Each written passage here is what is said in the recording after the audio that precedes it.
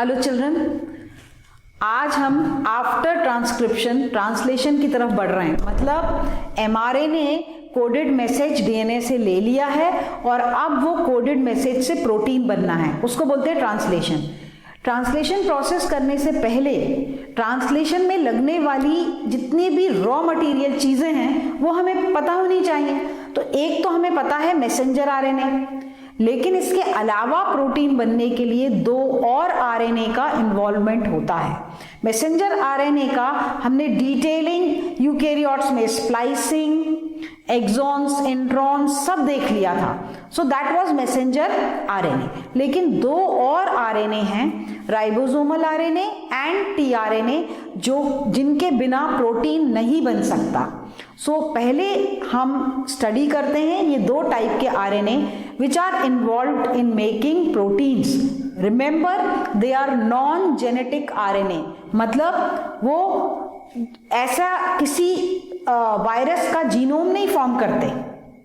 Genetic RNA भी पाए जाते हैं बहुत सारे वायरसेस में, जिसमें डबल स्ट्रैंडेड या सिंगल स्ट्रैंडेड आरएनए जीनोम होता है। ये नॉन जेनेटिक है, they take in part information of proteins. ठीक है, वो दो आरएनए मैसेंजर आरएनए के अलावा जो हैं वो हैं rRNA, also called as ribosomal RNA. और out of the three RNAs involved in protein, सबसे most abundant, so they are most abundant, ठीक है, सबसे ज्यादा मात्रा में पाए जाते हैं। That is important, 70 to 80% of all the RNAs involved in translation, सबसे ज्यादा राइबोसोमल आरएनए। अब why they are called as rRNA और राइबोसोमल आरएनए? तो ये आरएनएज जो हैं उनकी जो लेंथ है, अब लेंथ नहीं कहना चाहिए, उनका जो साइज है और डेंसिटी और साइज के हिसाब से उनका सेडिमेंटेशन कोएफिशिएंट अलग अलग टाइप के हो सकते हैं। 28S, 23S, 18S, 5.8S and 5S, different sedimentation coefficient वाले डेंसिटी वाले राइबोसोमल आरएनएज यूकैरियोट और प्रोकैरियोट सेल में होते हैं। पर ये कहाँ होते हैं? नाम राइबोसोमल आरएनए है तो आपको पता है ribosomes are non membranous organelle, prokaryotes में भी और यूकैरियोट्स में, जिसमें एक स्मॉल सब यूनिट होता है, ठीक है ना, और एक लार्ज सब यूनिट होता है। कोई भी राइबोसोम को अगर डिस्क्राइब करना है तो वो स्मॉल सब यूनिट है और लार्ज सब यूनिट है राइबोसोम। अब राइबोसोम्स जो हैं, राइबोसोम्स जो हैं वो चाहे वो प्रोकैरियोट सेल के हों चाहे यूकैरियोट सेल के हों, they are made up of, ribosomes are made up of two things, ribosomal RNA plus proteins. यानी अगर सेल में राइबोसोम्स के ग्रैन्यूल्स हैं तो वो दो ही चीजों से मिलकर बने, आरआरएनए एंड प्रोटीन्स। और rRNA may be of 20S type, 28S type, 23S type, 18S type, 5.8S type and 5S type. ठीक है, ये दोनों ही टाइप के जो जितने टाइप के 5 टाइप के जो आरआरएनएज हैं वो प्रोटीन से मिलकर के राइबोसोम्स में मौजूद रहते हैं। ठीक है, राइबो न्यूक्लियोप्रोटीन्स बोलते हैं, मतलब राइबोन्यूक्लिक एसिड आरएनए का लच्छा और उसके संग proteins, that forms the ribosomes. अब प्रोकैरियोट और यूकैरियोट के हम राइबोसोम्स देख लें। ठीक है, सपोज दिस इज प्रोकैरियोट, ये प्रोकैरियोट का है। ठीक है, इट इज, आपको मालूम है सेडिमेंटेशन कोएफिशिएंट क्या है प्रोकैरियोट पूरे राइबोसोम का? 70S type. ठीक है, स्मॉलर सब यूनिट जो है that is 30S type and larger subunit is 50s type sedimentation coefficient. ये आप सबको मालूम है. Okay. Now the RNAs, the ribosomal RNAs involved in prokaryotic ribosomes. So where in prokaryotic ribosomes वो कितने टाइप का है? So those are one, that is these are the ribosomal RNA I am making in red.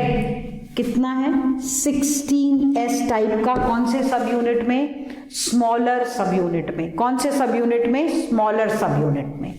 Larger सब unit में it is 23s type.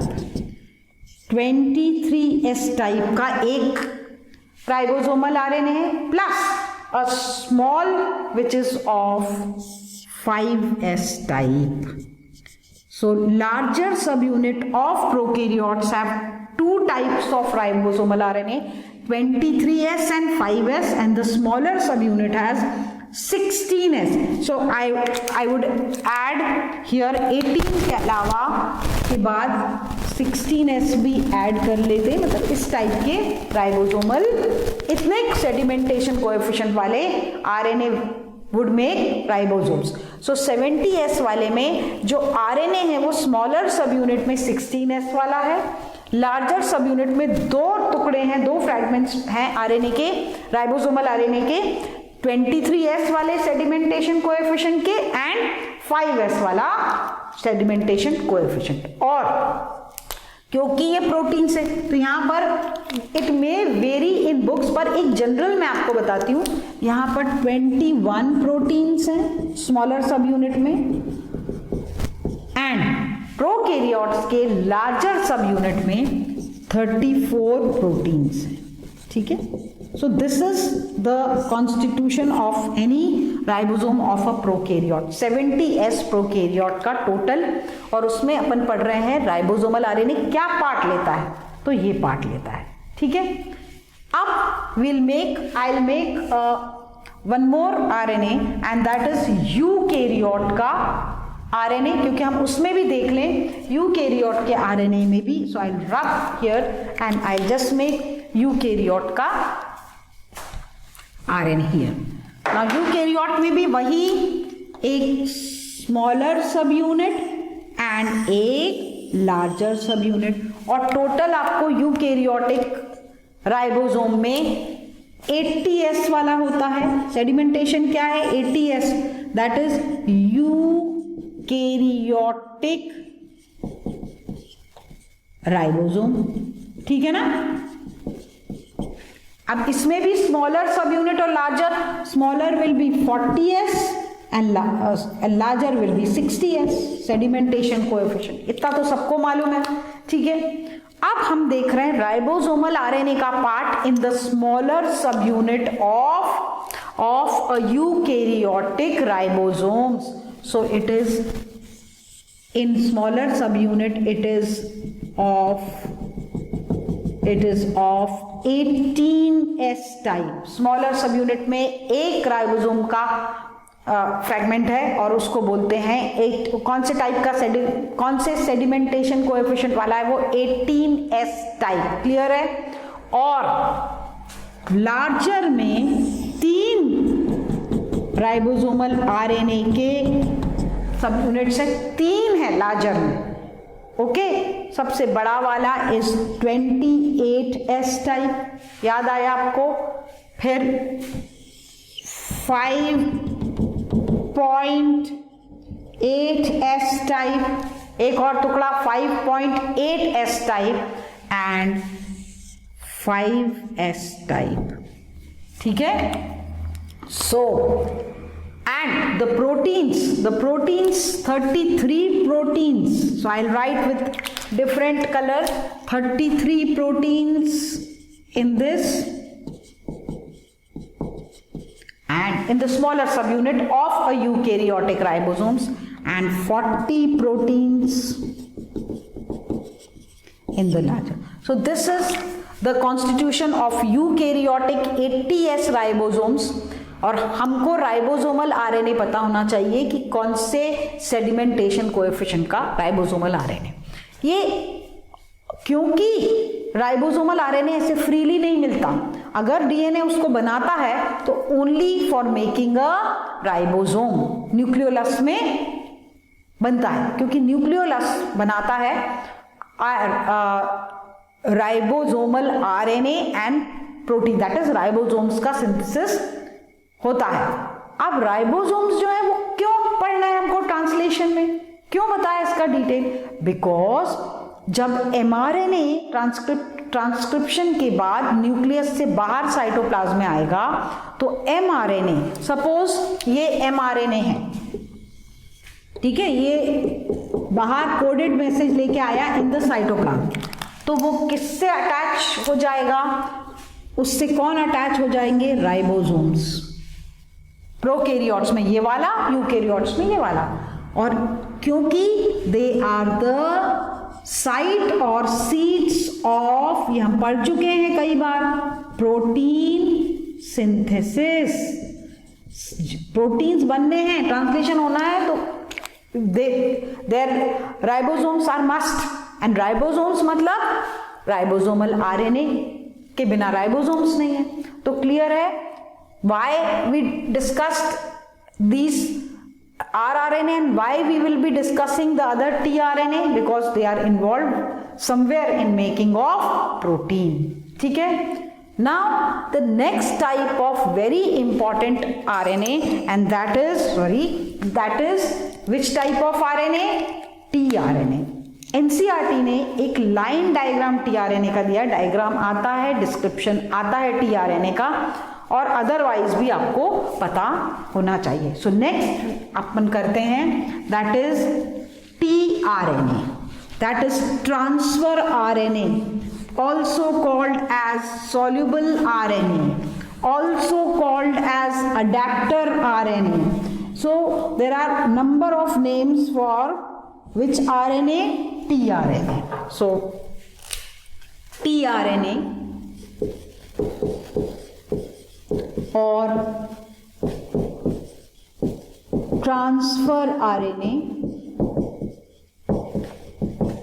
और soluble RNA और adapter RNA,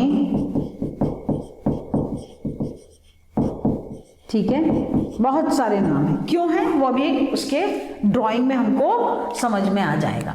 and सबसे short lived RNA होता है, तीनों टाइप में से सबसे शॉर्ट लिव्ड आरएनए होता है, बहुत जल्दी काम हो जाए तो वो डिसइंटीग्रेट हो जाता है, गायब हो जाता है, शॉर्ट लिव्ड है।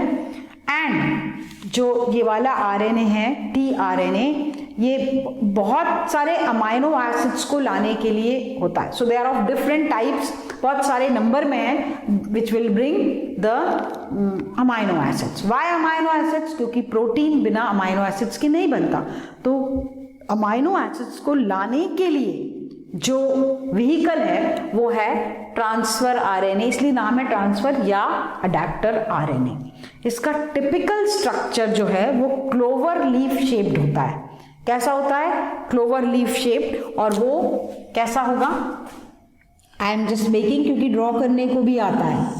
ओके, उसके मेजर 3 लूप्स होंगे, मेजर 3 लूप्स होते हैं, ये 3 लूप्स हैं, and one of them is small loop, variable loop. So एक basic clover leaf shape structure ऐसा दिखता है जिसके 3 लूप्स होते हैं। This side is the anticodon site, ठीक है, this arm anticodon site, ठीक है। अभी पहले नाम बता रही हूं। This ends with G, guanine. G कौन सा बेस आता है यहां पर? दैट इज गोनाइन, ठीक है। This arm is DHU arm. कौन सा आर्म है? DHU arm. The opposite is T psi C loop या आर्म, कुछ भी बोलिए, टी साई सी लूप, ठीक है। एंड यहां this part is from where the amino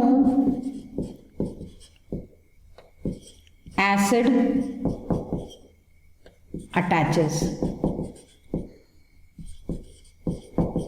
यहां पर, ठीक है।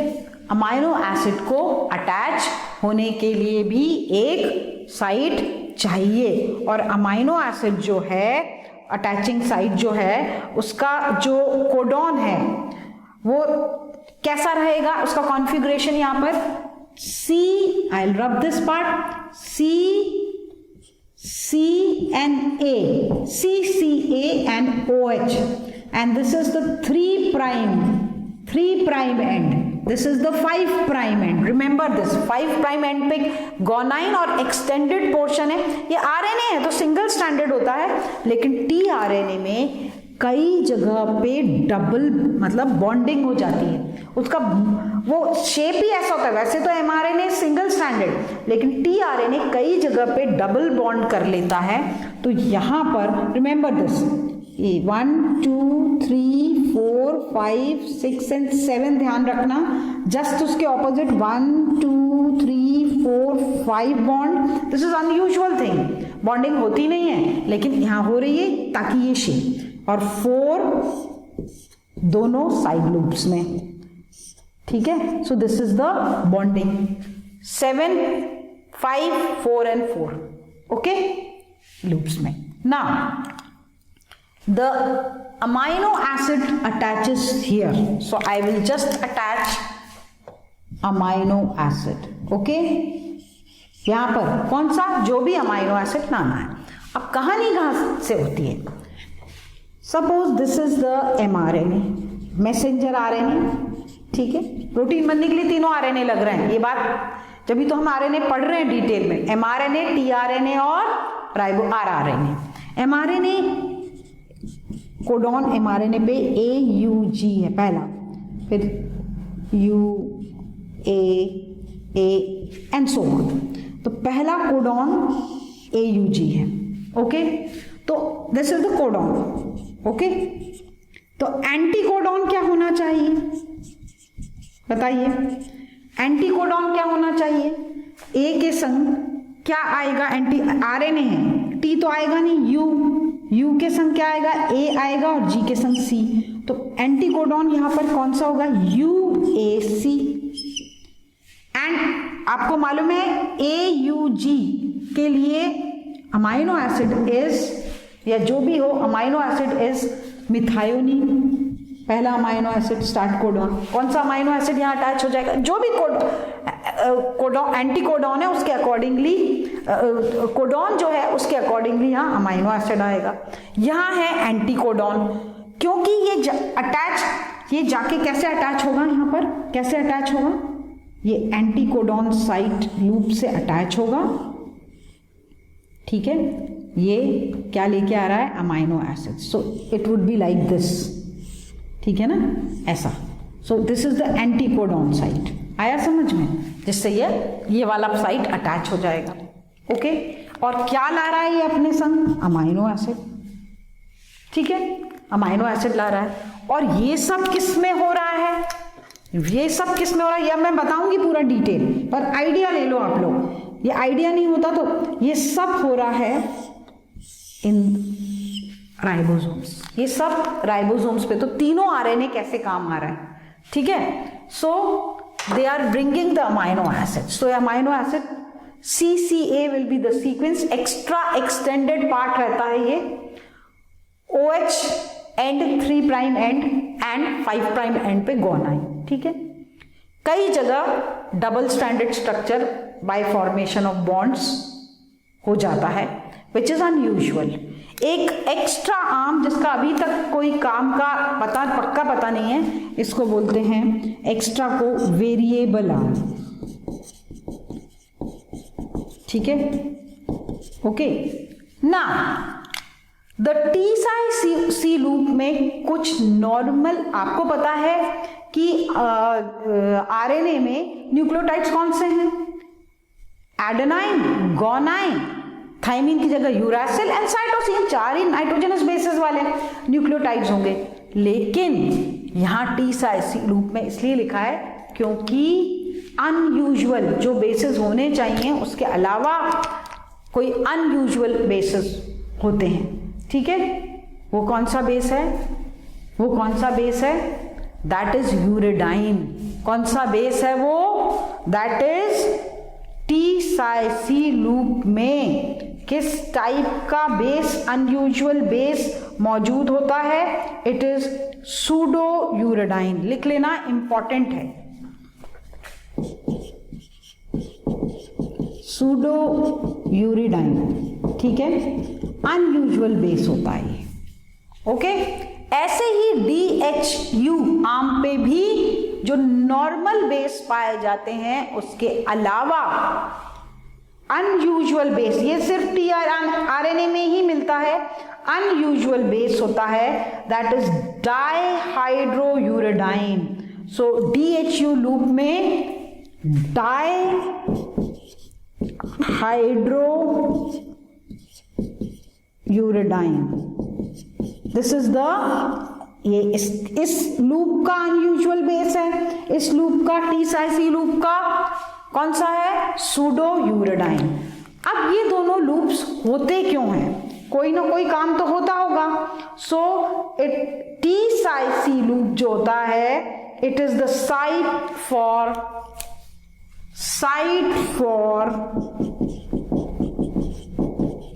Attachment of ribosomes. मतलब ये जो राइबोसोम आके अटैच होगा तो ये लेके आएगा ना tRNA, वो मैं पूरा मैकेनिज्म प्रोटीन सिंथेसिस यानी ट्रांसलेशन में बताऊंगी। तो अभी इतना समझ लो कि जहां राइबोसोम अटैच होता है वो ये साइट है। मतलब tRNA आएगा और राइबोसोम पे अटैच होगा तो वो कौन सी साइट के थ्रू अटैच होगा? इस साइट पे। अब ये वाला arm, so this is site for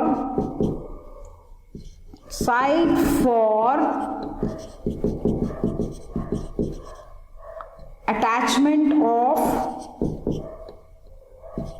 of amino acyl synthetase enzyme. क्यों? अमाइनो एसिड जो है उसको अटैच करने के लिए जो एंजाइम लगती है दैट इज अमाइनो। तो कौन से आर्म पे है? DHU लूप, उसमें अनयूजुअल बेस क्या है? डाइहाइड्रोयूरेडाइन, और it is binding site for amino acyl synthetase enzyme. ठीक है, और ये अमाइनो एसाइल सिंथेटेज एंजाइम, ध्यान रखना क्वेश्चन आता है, नीट में भी आता है। DHU आर्म अनयूजुअल बेस डाइहाइड्रोयूरेडाइन, और ये क्या अटैच करने के लिए होता है? एंजाइम अटैच करने के लिए। अमाइनो एसिड यहां अटैच होगा, उसके opposite anticodon site. T C loop में अटैचमेंट फॉर राइबोसोम से जुड़ने के लिए site. Extra arm, variable arm of unknown function. This gives this tRNA, transfer RNA or adapter molecule a clover leaf shape structure. कौन सा structure देता है ये? क्लोवर लीफ शेप स्ट्रक्चर होता है, also called as soluble RNA। और ऐसे कितने होते हैं सेल में? ओवर 100 टाइप्स के। और टोटल RNA में ये कितना है? 15% total of all the RNA। और इसका जो L शेप्ड टोटल 15% है, ये कितना है? 15% है। और जो L शेप स्ट्रक्चर भी दिया है RNA का, वो क्लग, साइंटिस्ट का नाम क्लग ने दिया था। It is 3 dimensional. कौन सा स्ट्रक्चर है? 3 डायमेंशनल स्ट्रक्चर जो है वो क्लग ने दिया था एल शेप और क्लोवर लीफ मॉडल। ठीक है, क्लोवर लीफ कैसी होती है? 3 उसके ऐसे लूप्स होते हैं ऐसे, क्लोवर लीफ, इसलिए उसको क्लोवर लीफ मॉडल भी बोलते हैं जो अपन ने बनाया है। क्लियर है? So now we have done all the types of RNA which will be involved in translation. So next we can move on to translation. Clear? We'll continue in our next session. Till then, thank you so much.